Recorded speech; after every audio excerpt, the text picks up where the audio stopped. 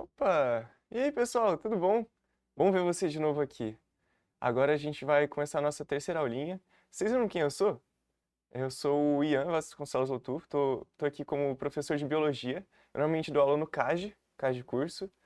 É um cursinho popular aqui de São José, para quem não conhece. E nas últimas aulas a gente viu citologia, principalmente. Então a gente viu as organelas da célula, como é que elas funcionam, as estruturas por trás.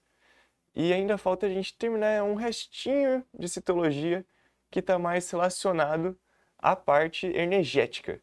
Então, mitocôndrias, cloroplastos, fermentação, toda essa parte a gente vai ver hoje, nessa aula de bioenergética. Então, bora para o slide rapidão, só para a gente rever uma coisa.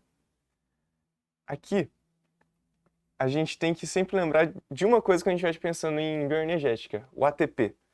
O ATP é uma molécula que ela vem dos nucleotídeos. Então, se vocês lembram da última aula, os nucleotídeos são um grupo de moléculas feitos por uma pentose, que é do grupo dos açúcares, dos monossacarídeos, junto com uma base nitrogenada, que vai estar dando ali o nome desse ácido nucleico, e um grupo fosfato. Normalmente é só um grupo fosfato. No caso daqui do ATP, a gente vai ter três grupos fosfato. E esses três grupos fosfato vão estar fazendo uma ligação maior que guarda uma energia que pode ser meio que capturada por proteínas que estão ali no meio intracelular. Então, o ATP ele funciona como se fosse uma Duracell da célula. A célula pode pegar o ATP e utilizar nas suas diferentes proteínas para depois transformar essa energia guardada quimicamente lá dentro em energia motora, fazer funcionar. É que nem colocar a pilha ali no brinquedo e ele sair andando. Então, o ATP ele vai quebrar uma dessas ligações de fosfato, vai virar ADP, que só tem dois fosfatos, e daí, nessa quebra, ele vai liberar a energia química que tinha na ligação e vai dar essa energia para a proteína usar. E todas as proteínas que vão estar fazendo qualquer função mais complexa usam ATP. Então ele é importantíssimo para o funcionamento do corpo humano e de tudo que você vai pensar que é movimento, é ajuda química, tudo vai usar ATP. Beleza. Então, se você pensar no ATP como uma Duracell carregada, você vai pensar no ADP, que é o ATP sem um dos fosfatos, como uma Duracell descarregada. Então, a gente vai ver agora como é que a gente vai carregar esse ADP com um grupo fosfato para virar ATP. E tem uma coisinha, ainda voltando aqui. Se vocês forem ver, o ATP ele é muito similar à base nucleica do RNA. Então, a gente vai ter aqui tipo uma adenosina. Vocês lembram da adenosina? A adenosina vai ter a base nitrogenada de adenosina ligada ali numa ribose e depois ligada no fosfato, caracterizando a adenosina de RNA. Então, meio que pegou uma adenosina de RNA e adicionou um grupo fosfato para criar o ADP e depois mais um para criar o ATP. Daí a gente pode até juntar ali um pouco com o grupo das bases nucleicas. Beleza, tá esclarecida essa parte? Bora passar para o quadro então, que agora a gente vai fazer um mapa mental de tudo que a gente vai ver hoje para ficar mais fácil de entender. Então, no assunto de bioenergética,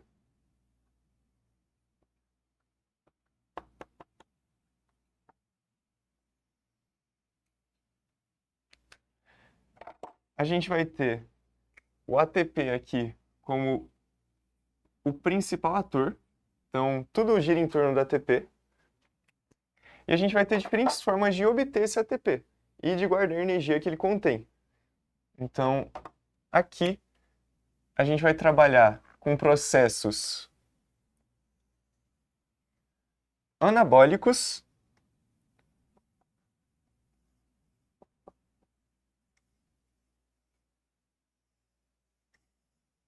e processos catabólicos.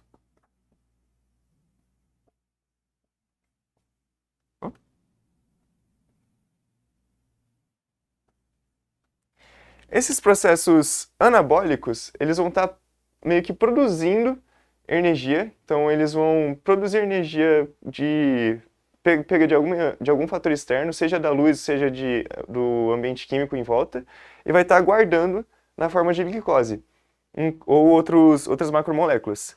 Enquanto no catabólico a gente vai estar pegando essa glicose e quebrando para virar ATP, ou pegando uma gordura, pegando uma proteína e quebrar para virar ATP. E nessa divisão, a gente vai ter aqui principalmente a fotossíntese e a quimiossíntese nos anabólicos. Então aqui a gente vai ter os processos autotróficos,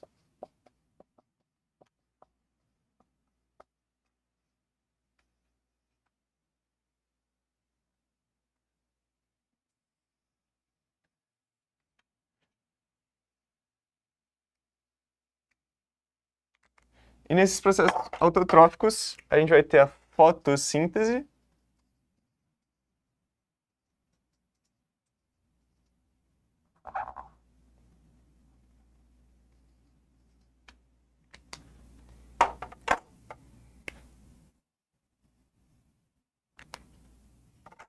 e a quimiossíntese.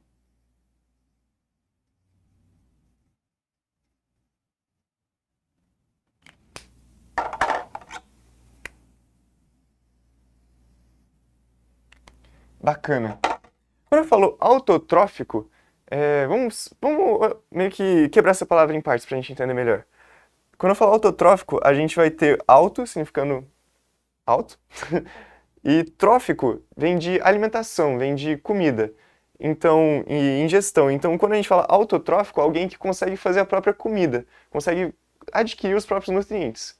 Os principais seres vivos que conseguem fazer isso são os fotossintetizantes, que a gente sabe bem que as plantas conseguem gerar o próprio alimento através da captura da energia da luz. Mas também a gente tem os quimiosintetizantes, que são os organismos que conseguem capturar energia de químicos que estão ali em volta. Então eles conseguem capturar tanto do nitrogênio, quanto do enxofre, quanto também de minerais que estão ali em volta. Vai ter várias origens diferentes. E esses daqui foram os primeiros seres vivos a se originarem aqui na Terra. Então, vocês lembram daqueles procariontes que eu falei, que eram os mais simples ali, que sobreviviam no mar antigamente, sem nem ter oxigênio na atmosfera? Esses seres, a base alimentar deles eram procariontes quimiosintéticos. Então, eles conseguiam pegar ali nitrogênio, enxofre, ferro, oxidar esses materiais e, através da oxidação, obter a energia deles e transformar em ATP, glicose, assim por diante. Então, esses quimiosintetizantes, eles são os mais antigos que tem, e hoje em dia eles vão assumir outras funções que a gente vai ver mais adiante. Enquanto os fotossintetizantes são as plantas, algas, cianobactérias, que a gente também viu que causou o boom do oxigênio e tudo mais. Agora, nos processos catabólicos de produção de ATP, a partir de glicose, de proteínas ou gorduras, a gente vai ter o processo da respiração. Então, aqui a gente vai ter a respiração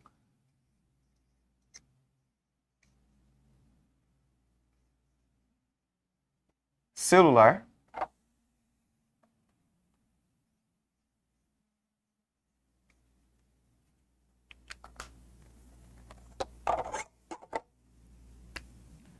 E eu quero que vocês já puxem, já deixem aí um adendo.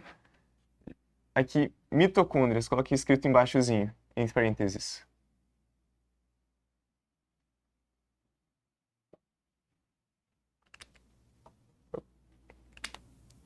Mas também, nesses processos de produção de ATP, a gente vai ter uma forma mais simples de produção de ATP, que é através da fermentação.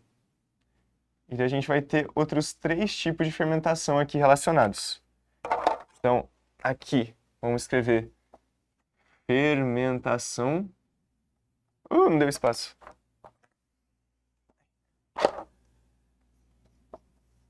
Fermentação. Top.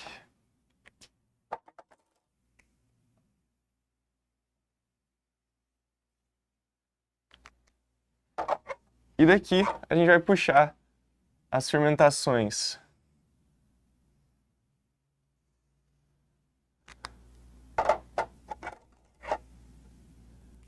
alcoólica,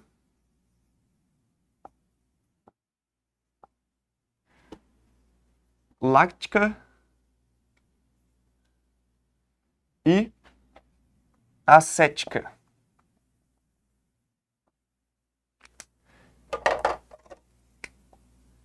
Esses são os principais tipos de fermentação que vão cair no vestibular. A gente vai ver também que eles estão muito presentes no nosso dia a dia.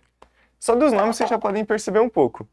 Alcoólica vai produzir o álcool que a gente consome. Láctica vai ajudar a produzir derivados de leite.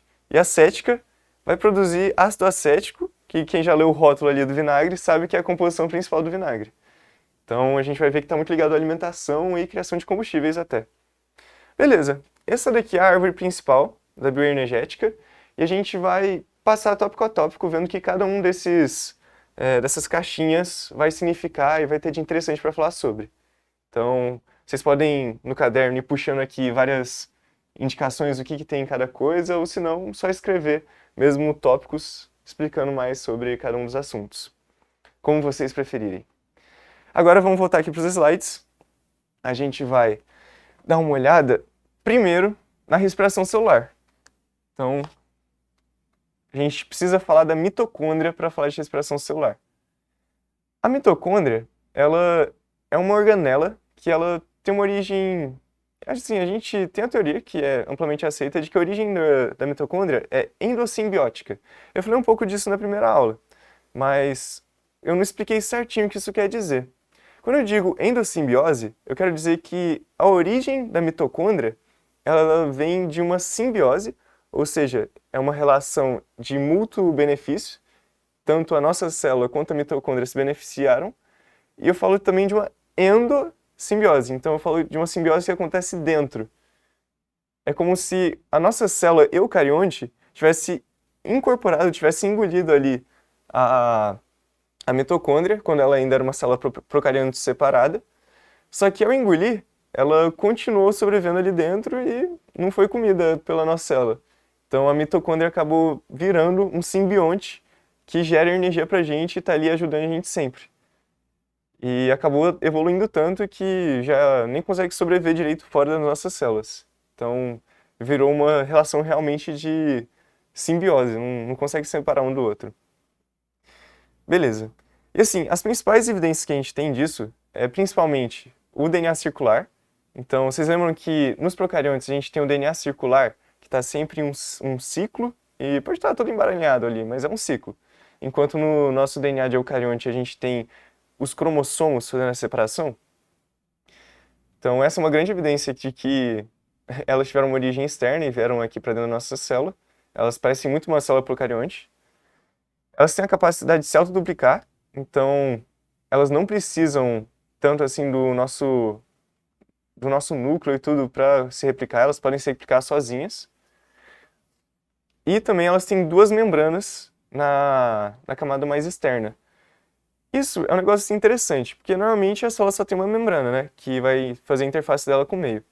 Mas imagina que a nossa célula da mitocôndria ela foi engolida no passado. Para isso acontecer, a gente teve uma invaginação ali da nossa membrana, ou seja, fez um buraco ali, e depois a gente fechou esse buraco meio que abraçando a mitocôndria. Quando fecha esse buraco, forma uma bolha ali que vai fazer a separação da mitocôndria dentro da nossa célula. Vamos desenhar isso daqui para ver um pouco melhor o que isso significa? Aqui.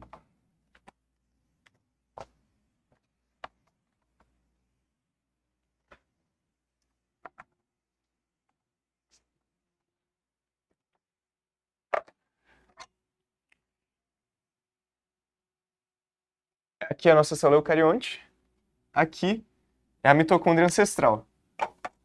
A nossa célula, a ideia mais ou menos por trás da endossimbiose é que a nossa célula foi lá e tentou comer a mitocôndria.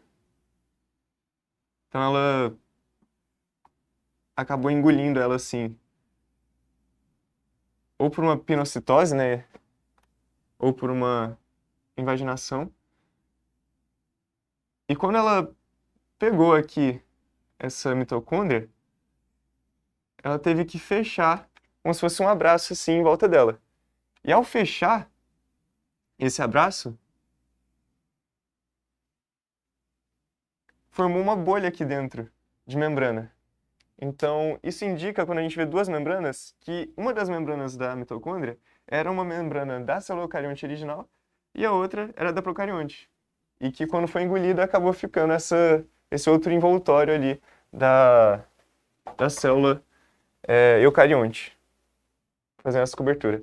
Então, é uma propriedade que a gente vai ver também ali quando a gente estiver estudando os cloroplastos, que eles também vão ter uma dupla camada. Beleza, vamos voltar agora aqui. Essas são as principais evidências de que a mitocôndria ela tem essa origem de endossimbiose, mas a gente não viu ainda o funcionamento dela. Então, vamos para essa parte mais técnica. A mitocôndria, a gente sabe que ela é a nossa fábrica de ATP, é como se fosse o nosso gerador.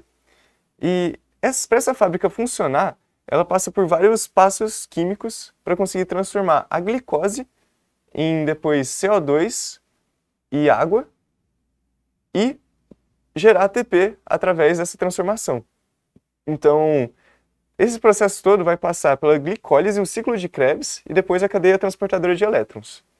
O ciclo de Krebs, vocês não precisam saber tudo, porque ele é gigantesco. Nem o pessoal que faz medicina aí aguenta ter que memorizar tudo isso.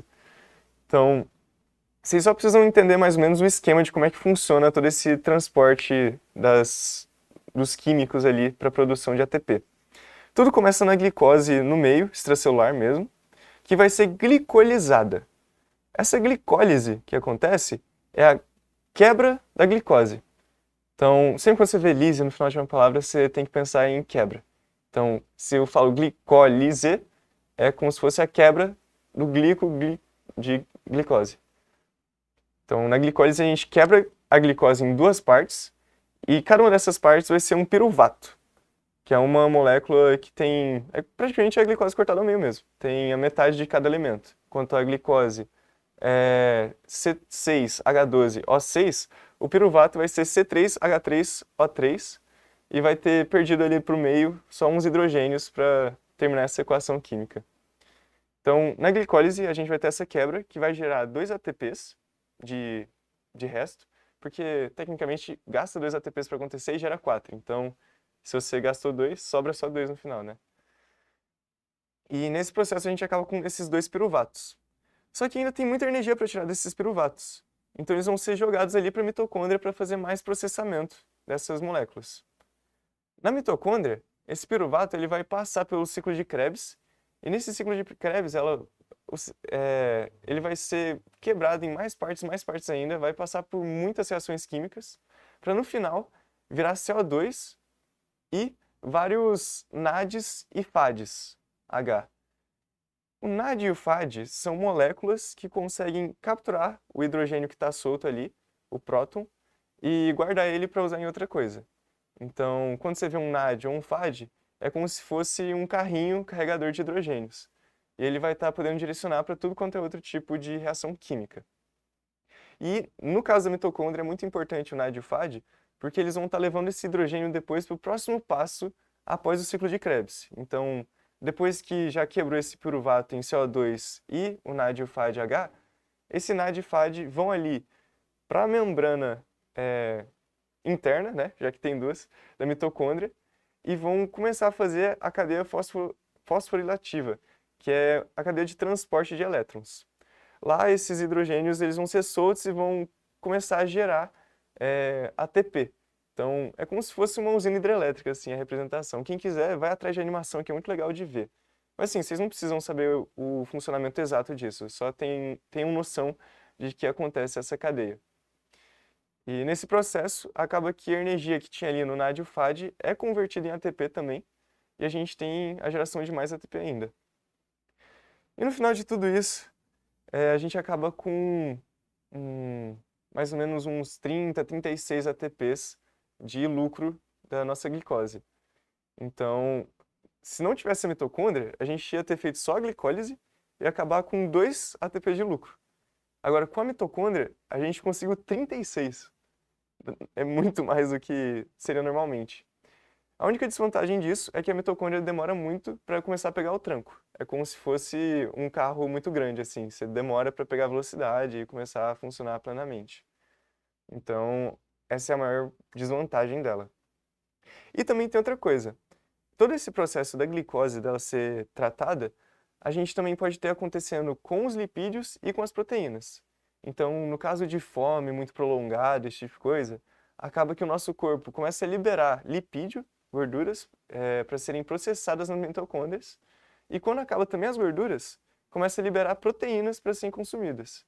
Então, tem muito acidente de avião, por exemplo, que você vê que o sobrevivente, ele ficou ali muito tempo sem comer, perdeu todas as gorduras, mas depois ainda começou a perder os músculos. Então ficou bem esquelético mesmo, assim. Até os músculos ficaram pequenos porque as mitocôndrias elas vão consumindo para gerar ATP e manter a gente vivo. Daí a gente consegue meio que se autocanibalizar assim aos poucos por causa da fome. Beleza. Dessa parte de reações, isso é o principal que a gente precisa saber. Então, bora fazer umas questõezinhas aqui para fixar? Ó, primeirazinha aqui, bem tranquila, é do Enem de 2013, segunda aplicação. Mitocôndrias são organelas citoplasmáticas em que ocorrem etapas do processo de respiração celular. Beleza. Nesse processo, moléculas orgânicas são transformadas e juntamente com o oxigênio são produzidos CO2 e H2O, liberando energia que é armazenada na célula na forma de ATP. Na espécie humana, o gameta masculino, o espermatozoide, apresenta em sua em sua peça intermediária um conjunto de mitocôndrias cuja função é. Ó, então, na espécie humana, o gameta masculino espermatozoide apresenta em sua peça intermediária um conjunto de mitocôndrias cuja função é. Ele está perguntando sobre o espermatozoide. No espermatozoide, vocês lembram o que ele tem que fazer para conseguir cumprir sua missão? Ele tem que nadar o que para ele é equivalente a centenas de quilômetros para conseguir chegar no óvulo e depois acaba fecundando. Então, ele precisa de muita energia para fazer tudo isso. E essa energia não dá para sair quebrando de qualquer jeito as moléculas para conseguir. Ele precisa conseguir de uma maneira bem eficiente, porque senão ele seria gigante, seria todo atrapalhado. Então, nos nossos espermatozoides, a gente tem uma concentração bem grande de mitocôndrias também para conseguir gerar essa energia com uma eficiência boa e entregar ela ali para o motor do espermatozoide conseguir levar ele até o óvulo eficientemente. Então, vamos ler aqui as opções. A. Facilitar a ruptura da membrana do ovócito. Não, nesse caso a gente está mais focado em energia, né? A gente está falando de mitocôndria. Então não está ligado exatamente nisso. B. Acelerar sua maturação durante a espermatogênese. Ó, a gente vai ver mais pra frente a espermatogênese, mas daria para se acelerar a maturação, porque a gente precisa de energia para maturar qualquer célula. Mas não necessariamente, tá? Tem muitos outros fatores associados com maturação. O limitante principal não é só energético. Então, C. Localizar a tuba uterina para a fecundação do gameta feminino. O que mitocôndria tem a ver com localizar? Ela só gera energia. Então, não tem nada a ver. D. Aumentar a produção de hormônios sexuais masculinos. Também, que nem a B, não tem nenhuma ligação direta. A gente não tem produção de hormônio sexual masculino ali dentro da mitocôndria. Então, não dá pra falar dessa não.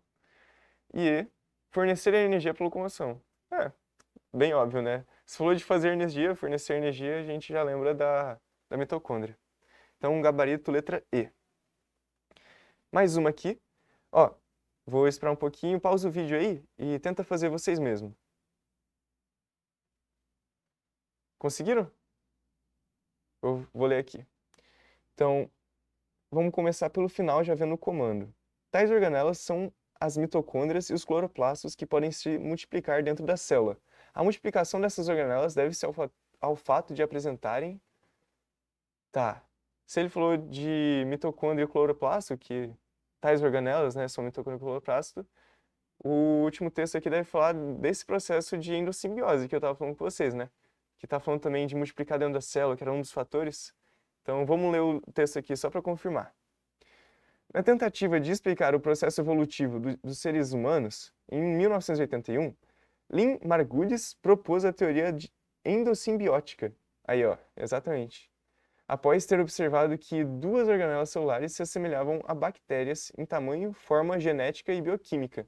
acreditava-se que tais organelas são descendentes de organismos procariontes que foram capturados por alguma célula, vivendo em simbiose. Perfeito.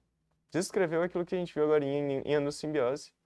Então, realmente, o foco principal está nessa parte de capacidade de se multiplicar da endossimbiose, e ele quer saber o porquê se deve esse fator de multiplicação das organelas. Então, qual que é o fator principal que ajuda as organelas a conseguirem se multiplicar? A. DNA próprio. Sim, sem ter o DNA próprio, as organelas não iam conseguir a mitocôndria, né, e o cloroplasto não iam conseguir se multiplicar sozinhos. Então, a tá boa por enquanto. Vamos ler as outras porque nem sempre tem essas pegadinhas, né, de dar duas corretas, só que uma é mais correta que a outra. B. Ribossomos próprios. Ok, isso ajuda a fazer essa divisão, mas até tem os ribossomos da própria célula eucarionte que tem ali em volta, né? Também é um candidato à resposta correta, mas não é tão essencial quanto o próprio DNA. Então, meio certo para essa daqui. C. Membrana duplicada. Nada a ver, né? Pô, o que a membrana duplicada vai ajudar ela a replicar? Se ela conseguia replicar antigamente com um procarionte isolada só com uma membrana, ela está duplicada, não deve afetar tanto essa capacidade. Então, descarta C já. D. Código genético diferenciado. Tá. Pô, código genético está diferenciado permite com que ela seja uma coisa diferente da nossa própria célula. Mas não quer dizer nada sobre a capacidade dela conseguir se replicar. Então, não tem nada a ver essa resposta. E maquinaria de preparo do DNA. Também, não necessariamente. De reparo. Falei preparo. Maquinaria de reparo do DNA.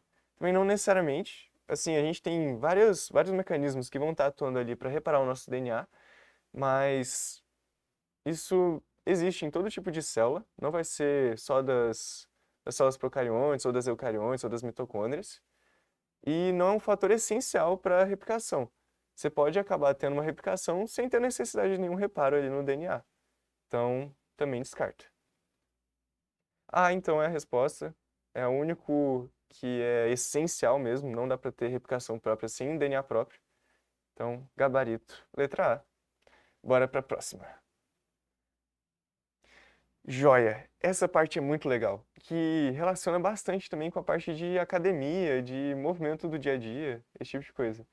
Vocês lembram que eu falei que as mitocôndrias têm a capacidade de digerir também, de oxidar ali, fazer a respiração com lipídios, com gorduras e depois com proteínas?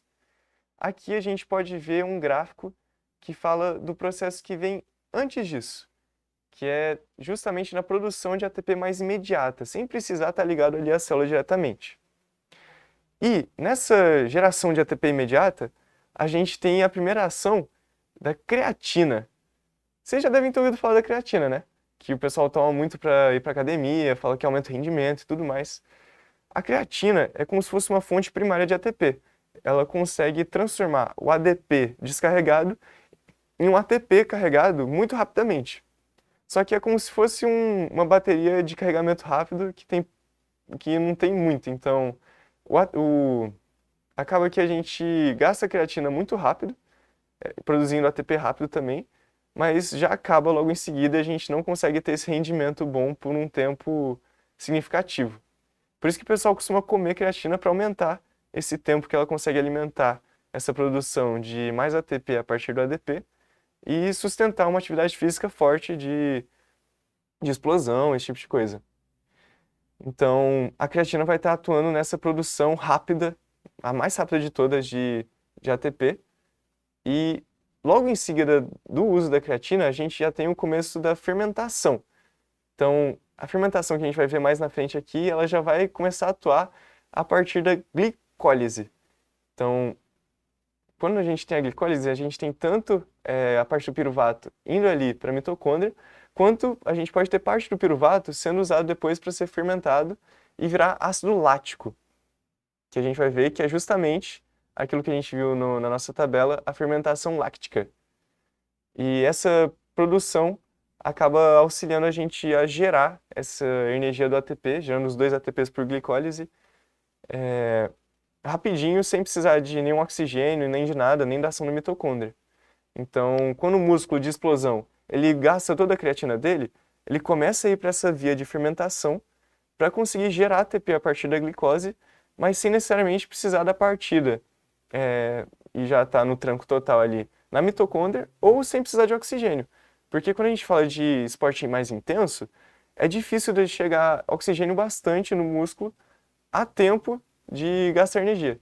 Então é como se você estivesse gastando muito mais energia do que teria de oxigênio chegando para conseguir gerar energia na mitocôndria. Por isso que acaba sendo necessário que alguns músculos de explosão tenham mais da fermentação do que da atividade de mitocôndria para conseguir fazer toda essa explosão. Porque não dá tempo do oxigênio se difundir e chegar ali para fazer a respiração completa e gerar todo o ATP que ele consegue. Beleza. Agora, num período mais longo de tempo de atividade física, a gente começa a entrar na parte aeróbica, que já entra ali em corrida, entra ali também em salto, todo tipo de coisa que a gente consegue fazer por um longo período de tempo, a gente está entrando na parte aeróbica que já tem uma oxigenação melhor, a gente não tem um gasto de energia tão rápido, então o oxigênio chega lá e consegue atuar na mitocôndria para produzir esse ATP. E produzindo esse ATP, mantém essa atividade física por um longo período de tempo. Então, quando a gente vê os longos corredores que correm lá maratona de 42 quilômetros, fazem Ironman, correndo, nadando, andando de bike, esses processos muito longos, a gente já está ali no aeróbico que vai estar sendo produzido ATP a partir da mitocôndria de maneira muito mais eficiente. Bacana. Então, dessa parte de outras reservas energéticas, a gente tem esses 3 principais geradores de ATP, e lembrar principalmente da creatina, né, que vai ser a porta de entrada para a geração de ATP a partir do momento que a gente inicia alguma atividade física de força elevada. Bora para o próximo. Agora a gente vai entrar na parte mais anabólica e vai começar a ver a parte da fotossíntese. Vocês sabem que a fotossíntese acontece nas plantas, né? Mas onde nas plantas vocês não quer? Onde que é? A gente falou um pouco disso quando a gente estava falando de organela. E essa fotossíntese nas plantas, ela acontece mais especificamente nos cloroplastos, que assim como as mitocôndrias, vai estar tendo uma origem endossimbiótica. Então, a gente tem a teoria de que ele se originou de um procarionte que foi engolido pela célula e continuou vivendo lá simbioticamente. E também vai estar tendo uma estrutura interna própria, com autorreplicação e tudo mais. Então, essa parte da Ctrl+C, Ctrl+V na teoria endossimbiótica, mas vamos atentar aqui para essa estrutura interna do cloroplasto. Vocês podem ver que tem 2 membranas, como nas mitocôndrias, mas tem várias pilhas aqui de discos, digamos. Esses discos a gente chama de tilacoides e essas pilhas de grânum. Aqui a gente vai ter a fotossíntese com base na luz mesmo. Então, aqui que a gente vai captar a luz e transformar ela em energia, enquanto no resto, no estroma, que é o líquido interno aqui do cloroplasto, a gente vai ter a produção da glicose a partir da energia capturada da luz nesses tilacoides. Então, falei rápido um pouco tudo de uma vez, agora vamos ver passo a passo como é que isso acabou acontecendo. Então, na fotossíntese, os cloroplastos eles vão estar separados em 2 principais fases, a fase clara e a fase escura.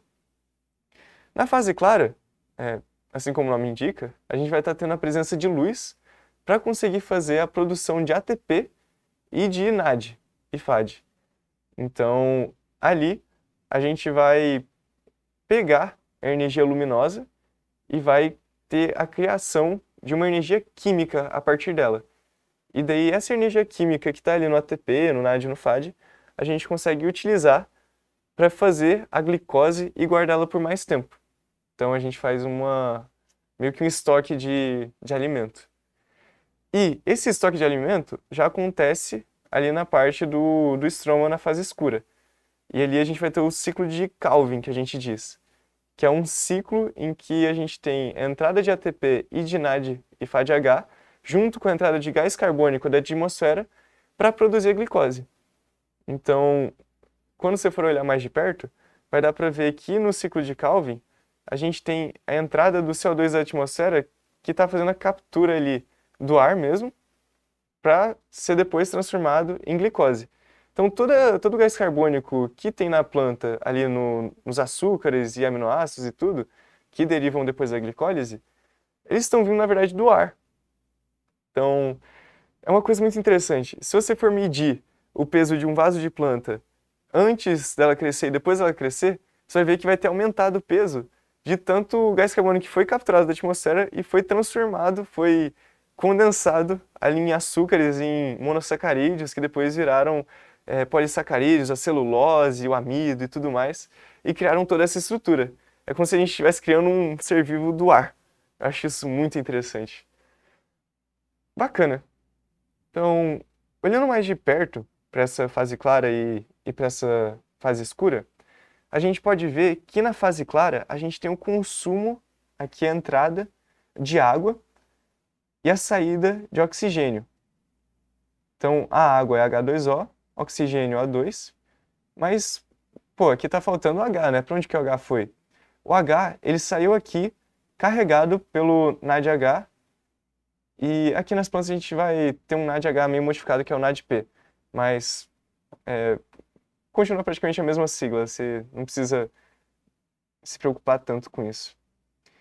E esse NADP, ele vai levar esse hidrogênio lá para o ciclo de Kelvin para conseguir fazer a produção da glicose. Então, aqui entra água, sai oxigênio.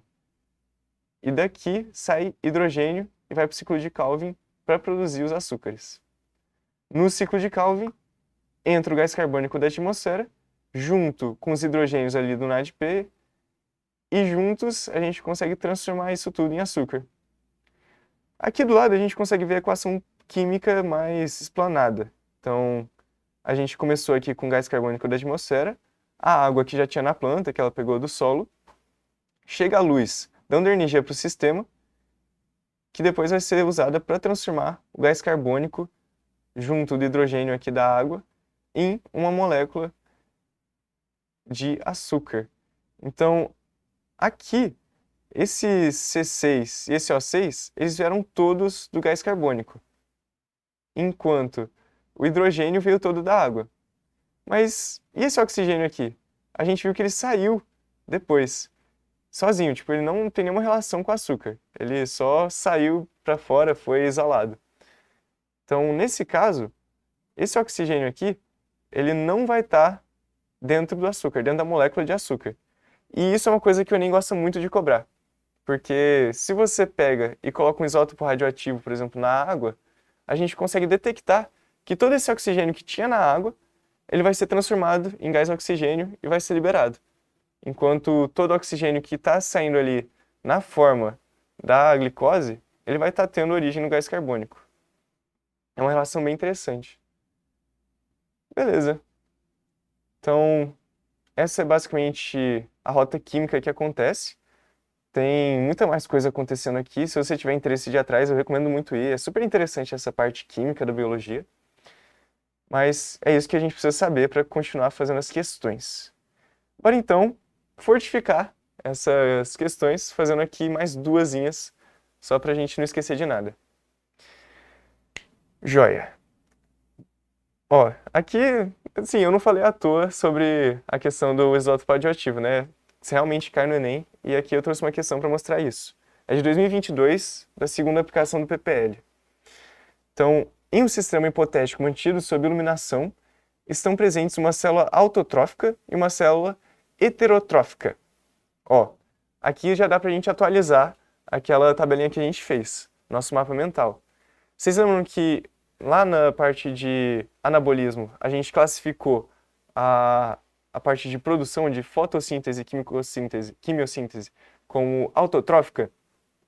Então, isso significa que a planta consegue fazer o próprio alimento. Só que tem várias células, vários animais, vários seres vivos que não conseguem fazer o próprio alimento, que eles capturam esse alimento de outros seres vivos, do ambiente biótico em si. Então tem que comer planta, tem que comer animais, são consumidores. E quando você é um consumidor, você se torna heterotrófico. porque você consegue o alimento das coisas diferentes em volta dos outros seres vivos. Então, junto ali, você pode colocar entre parênteses heterotrófico, descrevendo a parte de catabolismo, mas lembra que ainda assim as células autotróficas têm essa parte de catabolismo, porque não dá para elas só criarem alimento, elas têm que conseguir consumir o alimento depois. Então, não é unicamente dessa parte ali de catabolismo a parte heterotrófica. Só reforçando, anabolismo é quando a gente cria e catabolismo quando a gente quebra. Então, eu sempre lembro da diferença pensando em catabolismo. Tipo, é um golpe, uma coisa assim, mais... Uma palavra mais quebradiça, assim, o som é truncado. Enfim, então, no sistema que a gente está lendo aqui, no sistema hipotético, a gente vai ter tanto uma autotrófica, que produz o próprio alimento, quanto uma heterotrófica, que consome esse alimento do ambiente. A esse sistema são fornecidos água, glicose e gás oxigênio, sendo esse último na forma de O2-18. Então, aqui a gente tem um isótopo radioativo do oxigênio, que a gente vai poder olhar para onde é que ele está indo.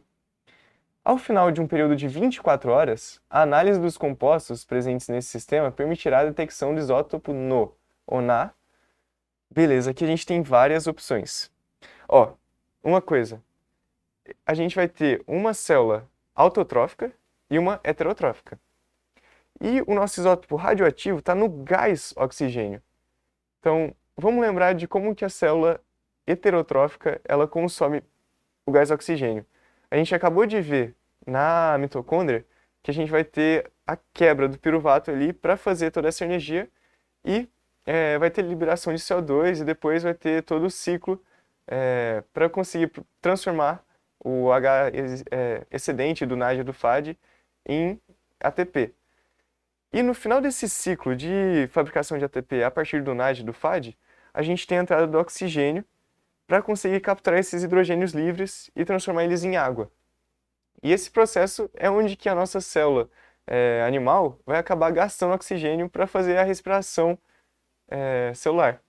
Então, o consumo de oxigênio em si, da mitocôndria, está ali no final do processo de realmente produção do ATP, em que a gente vai neutralizar esses hidrogênios com água. E no final das contas, acaba que a gente consome o gás oxigênio só nesses processos catabólicos, de quebra. Enquanto a gente acabou de ver no anabolismo que a gente tem somente o consumo do gás carbônico, a gente até produz oxigênio. Então, não vai ser por conta da produção da célula autotrófica que a gente vai ter o aparecimento desse oxigênio em algum lugar. Vai estar relacionado às características catabólicas, seja da célula autotrófica, seja da heterotrófica. Beleza. Então, vamos ver o que esse período de 24 horas de análise vai permitir a gente conseguir ver. Ó, A. Água produzida na respiração. Ok. Na respiração, a gente tem a produção de água, que nem eu falei, no final dessa cadeia de produção de ATP. Então, a gente acabou chegando no gabarito direto, né? Ficou meio sem graça. Mas esse daqui é realmente o gabarito. Vamos ver o porquê que as outras estão erradas agora. B. Piruvato produzido na glicólise.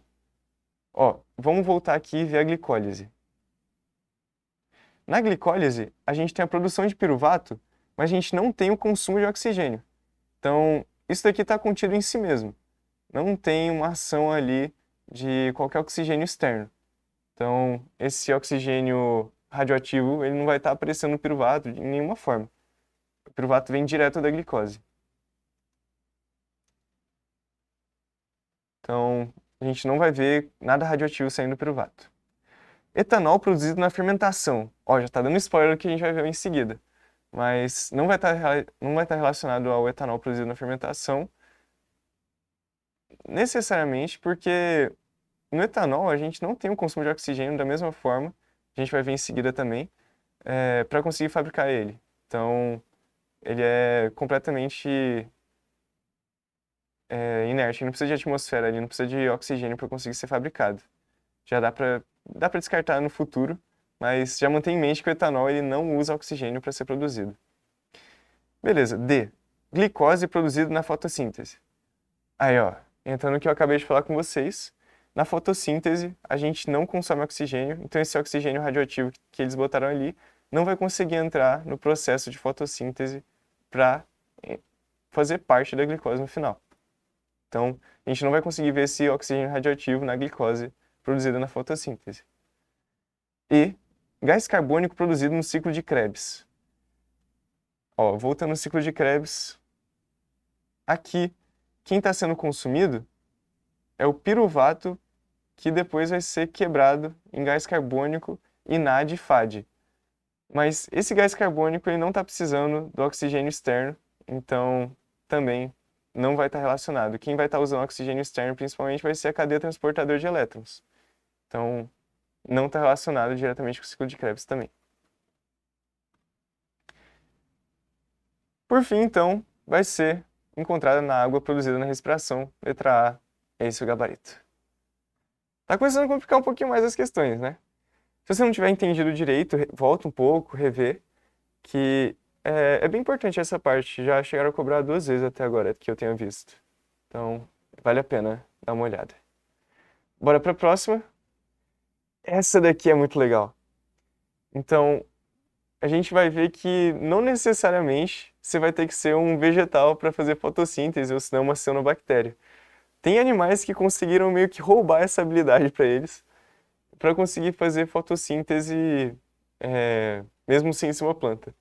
Então, o exemplo desse animal é o Elysia clorótica, que a gente vai ver nessa questão. Ó, assim, vamos começar pelo enunciado mesmo da questão da pergunta e depois a gente vai partir para o texto para a gente entender melhor o que ele quer que a gente pegue do texto. Então, vamos ler aqui o enunciado. A capacidade de um molusco fazer fotossíntese deve estar associada ao fator de o gene incorporado permitir que ele passe a sintetizar. Ok, tá. Ó, a capacidade do molusco de fazer fotossíntese. Então, esse molusco que ele está falando em algum lugar do texto consegue fazer fotossíntese e ele quer saber de onde essa capacidade está vindo. Por que que esse gene que foi incorporado está fazendo sintetizar alguma coisa? Então, bora ler o texto para descobrir. Um molusco que vive no litoral oeste dos Estados Unidos pode redefinir tudo o que se sabe sobre a divisão entre animais e vegetais. Isso porque o molusco Elysia clorótica é um híbrido de bicho com planta. Cientistas americanos descobriram que o molusco conseguiu incorporar um gene das algas e, por isso, desenvolveu a capacidade de fazer fotossíntese. É o primeiro animal a se alimentar, entre aspas, apenas de luz e CO2, como as plantas. Isso é muito engraçado.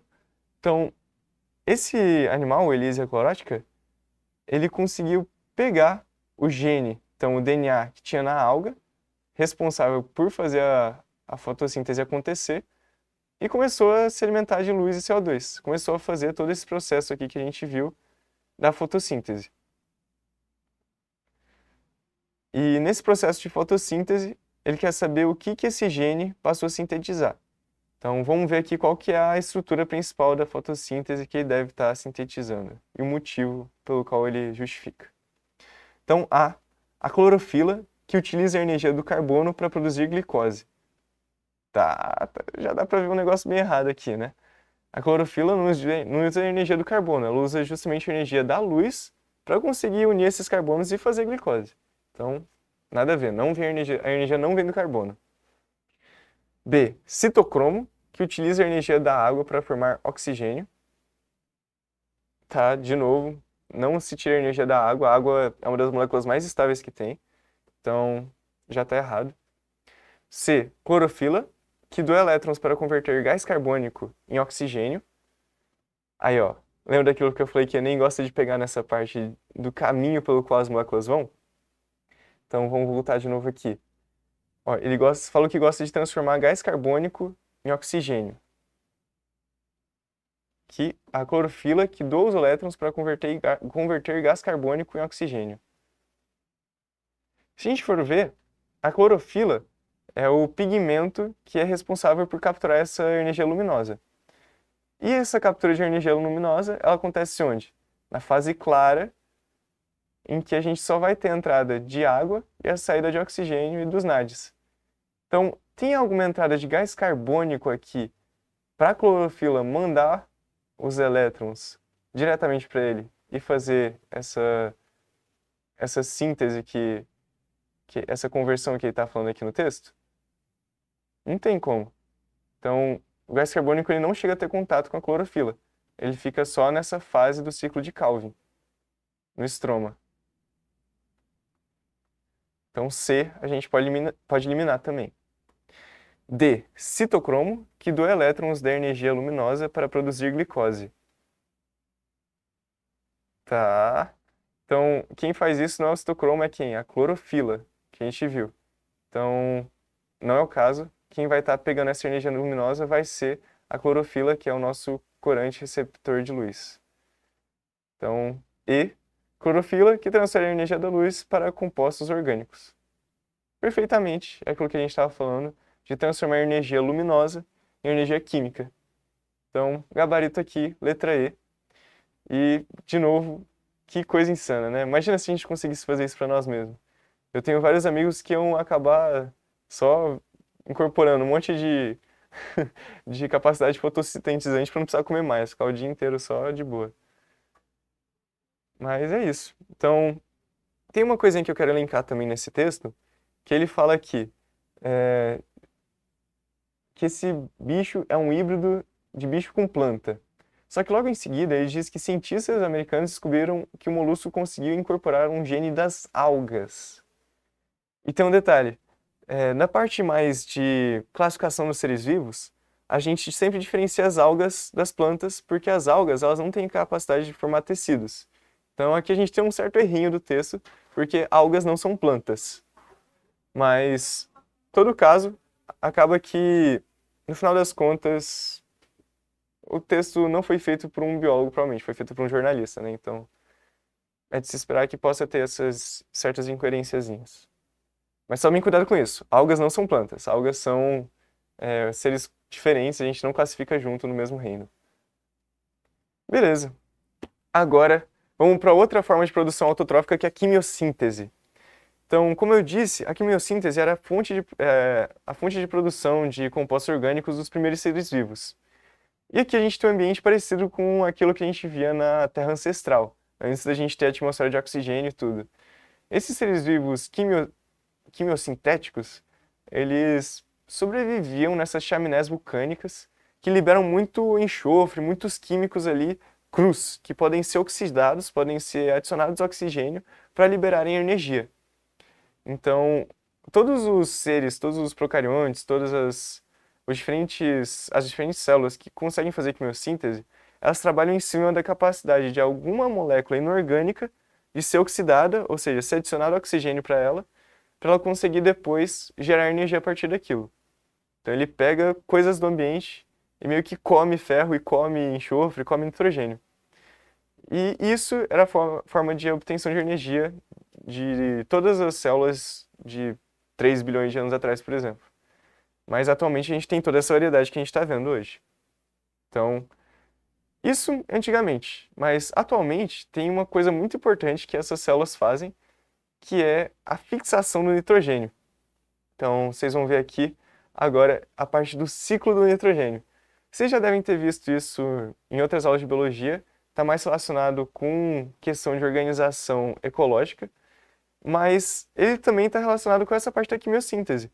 Para a gente conseguir fixar o nitrogênio que está no ar, a gente vai precisar transformar ele em amônia, só que essa amônia ela não consegue ser absorvida por nenhum ser vivo.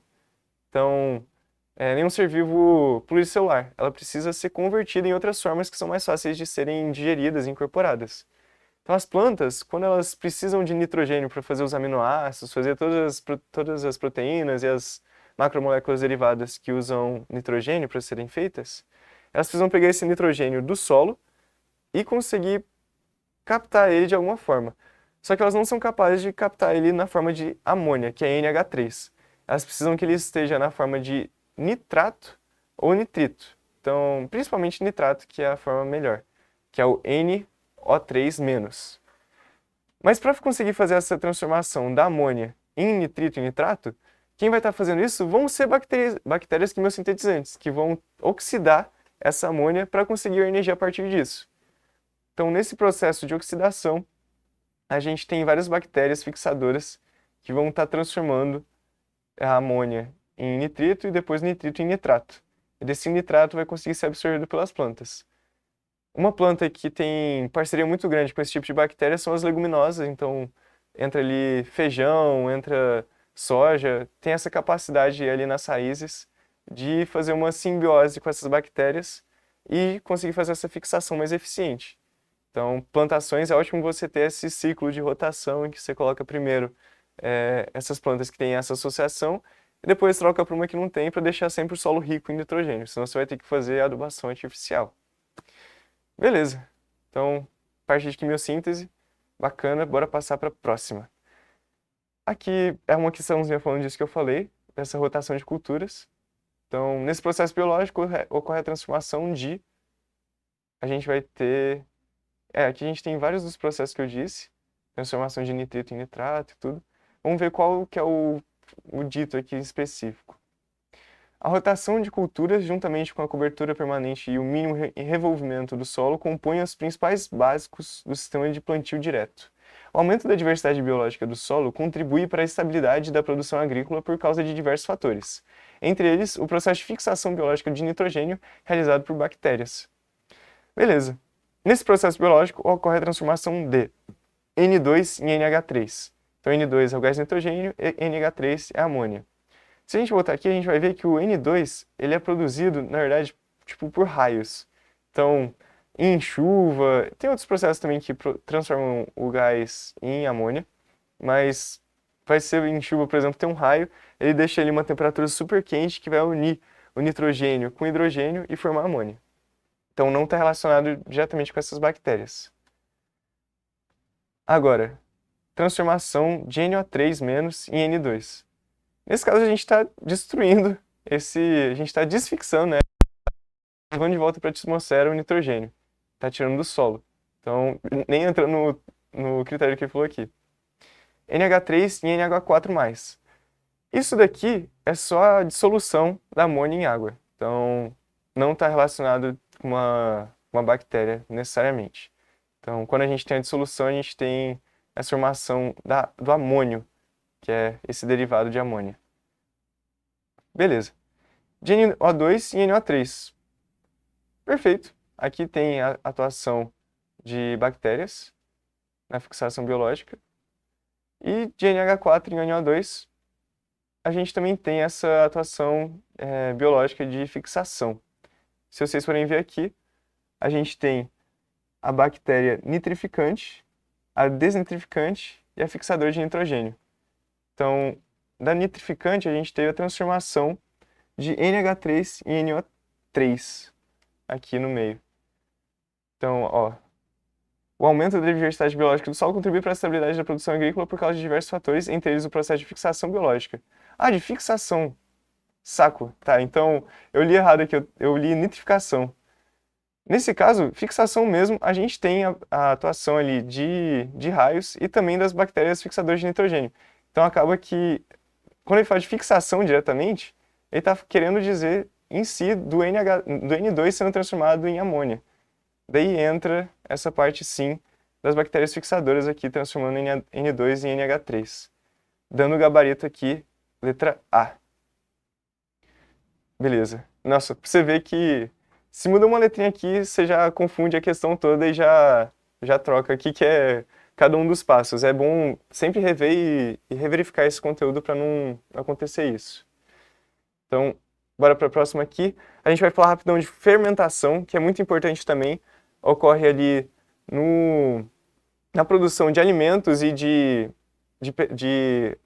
combustíveis. Então, a gente vai ter vários tipos de fermentações diferentes que vão estar atuando como uma forma de transformação do piruvato ali da glicólise em algum outro componente para não ter o acúmulo de piruvato na célula.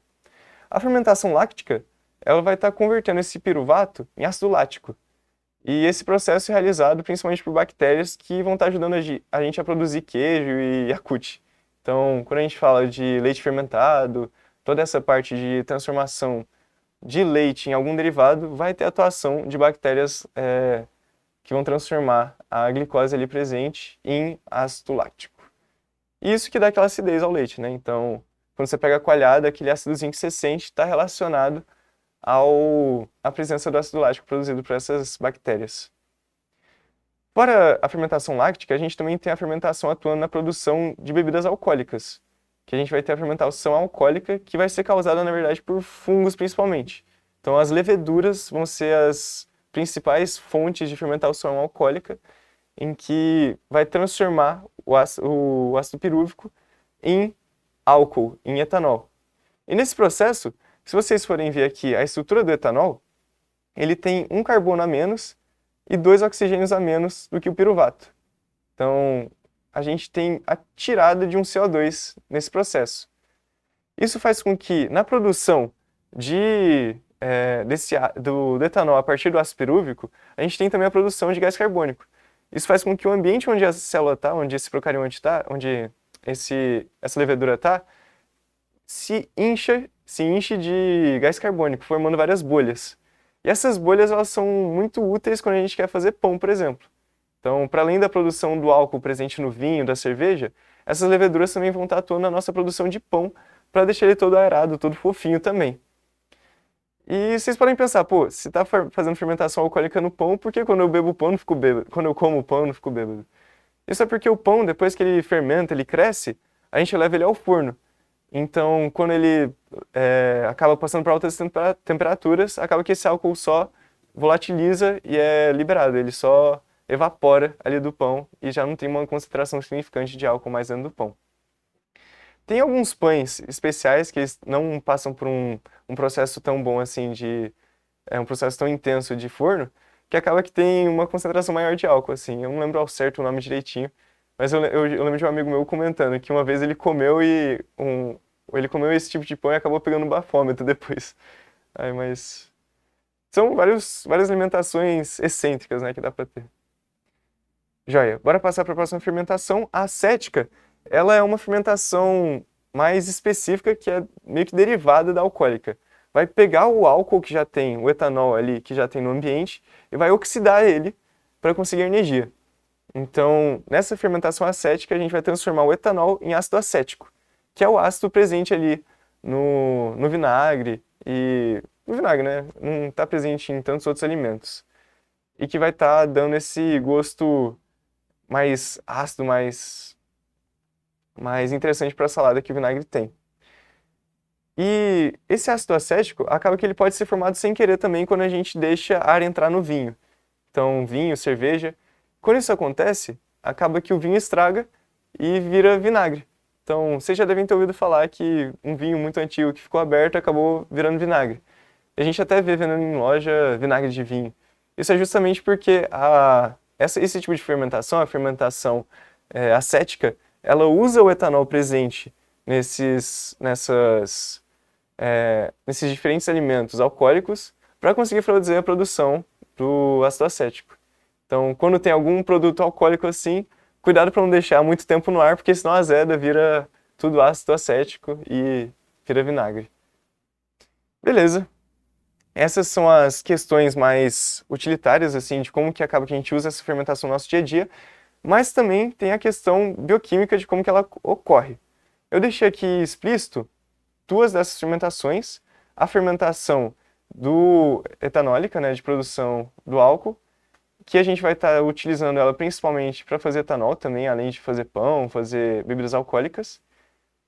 E também eu deixei aqui a fermentação lática, que fora aquilo que eu falei do leite, a gente também tem o que eu falei da parte dos músculos e das células que vão estar usando a energia muito rápido para conseguir chamar oxigênio ali e conseguir fazer a respiração. Então, quando a gente não consegue pegar oxigênio bastante para a respiração, a gente tem que fazer essa fermentação no lugar, já que não usa oxigênio, a gente faz a fermentação láctica, porque a gente vai estar transformando o piruvato do final da glicólise em ácido lático, para não acontecer um acúmulo muito grande desse piruvato que acaba sendo tóxico para o organismo.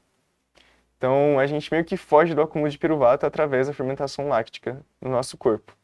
E esse acúmulo de ácido lático, ele gera algumas sensações na gente. Então, quando a gente tem um treino muito intenso, ficou treinando forte por meia hora ali, a qual que a gente sente o nosso braço, por exemplo, pegando assim, sente ele queimando um pouco. Essa sensação de queimação logo na hora do exercício é justamente do acúmulo de ácido lático ali, dando essa sensação de ácido meio de acidez mesmo. Quando você encosta um ácido, você sente essa mesma queimação. Então, está relacionado nessa parte. Agora, não está relacionado na queimação que vem depois. Aí já são processos mais regenerativos ali de quebra do músculo. Beleza. Então, aqui tem umas questõezinhas. É basicamente diferenciando a alcoólica da lática. Aqui já está falando direto de Saccharomyces cerevisiae, que é um fungo, então a gente já pode relacionar a alcoólica, gabarito alcoólica. E aqui a gente já vai estar falando também de respiração. Deixa eu ver qual que é esse daqui. Esse aqui é autótrofo, autrófo, realizam processos complementares que associam um ciclo de carbono e de oxigênio. Carbono fixado pela energia luminosa a partir da composta orgânica é convertido integralmente pelos organismos, resultando na fonte de carbono como metano e gás carbônico. Ainda outros compostos orgânicos são catabolizados por seres com menor rendimento energético, produzindo compostos secundários, produtos que podem solucionar com combustíveis ambientais. Beleza, o processo metabólico associado à expressão de combustíveis ambientais é a... Daqui, combustível ambiental, você já lembra do quê? Etanol. Entra aí fermentação para a gente conseguir fazer essa produção de derivados de processos metabólicos a partir disso. Então, a gente falou de fermentação alcoólica para fazer o combustível ambiental, assim, o combustível biocombustível, a gente fala da fermentação alcoólica dos açúcares ali na cana, no milho e tudo. Então, gabarito aqui também B, fermentação. Dá uma pausadinha, faz essa questão de novo para ver se vocês têm alguma dúvida. Volta, qualquer coisa manda no chat que eu ajudo vocês a resolver. E é isso. A gente acaba a aula por aqui. E na próxima aula a gente vai poder aprofundar mais um pouco nessa questão celular e já finalizar essa parte de funcionamento interno. A gente vai falar finalmente da divisão celular, da mitose e da meiose.